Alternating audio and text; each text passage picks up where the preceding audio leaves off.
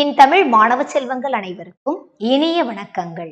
இன்னைக்கு நாம என்ன பார்க்க போறோம் அப்படின்னு கேட்டீங்கன்னா, மிக மிக முக்கியமான வினாக்கள். அதாவது பாத்தீங்கன்னா, வினாத்தாள்கள்ல நிச்சயமாக இடம்பெறக்கூடிய வினாக்கள் அப்படின்னே சொல்லலாம்.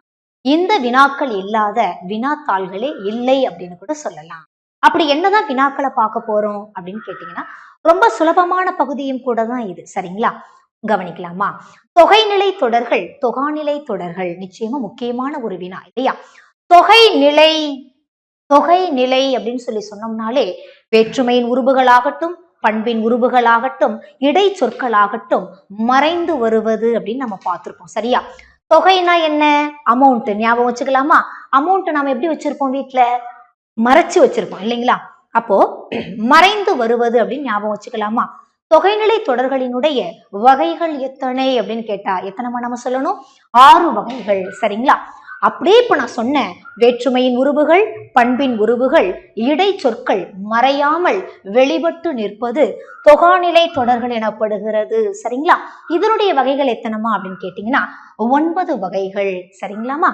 அடுத்தது பாருங்க, வழு வழாநிலை வழுவமைதி. அதாவது இதை பத்தி உங்களுக்கு அடுத்தடுத்த பகுதிகளில் விளக்கமா பாத்தீங்கன்னா உங்களுக்கு நான் ஷார்ட்ஸ் போடுறேன். இதோடைய வகைகளை பாருங்களேன்.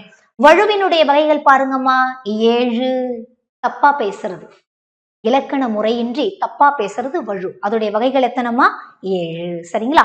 வழாநிலை அதாவது பாத்தீங்கன்னா இலக்கண முறைப்படி சரியா பேசுறது. புரியுதுங்களா? சரியா பேசுறது எழுதுறது கரெக்டா பேசுறீங்கப்பா சொல்றாங்க இல்லைங்களா? அந்த வழாநிலை எத்தனைப்பா அப்படின்னு கேட்டீங்கன்னா 6. சரிங்களா?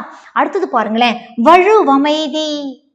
எப்பா நீ பேசுறது தப்புதான்பா, ஆனா ஒரு காரணத்தை வச்சு அதை சரின்னு எடுத்துக்கலாம்பா அப்படின்னு நம்முடைய இலக்கண ஆசிரியர்களால் ஏற்றுக்கொள்ளப்படத்தக்கதாக அமைந்தது வழுவமைதின்னு சொல்லப்படுகிறது. சரிங்களா?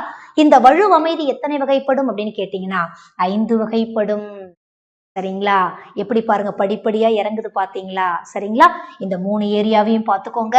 இதை நீங்க கவனமா நோட் பண்ணிட்டீங்க அப்படின்னா 7, 6, 5. சரிங்களா?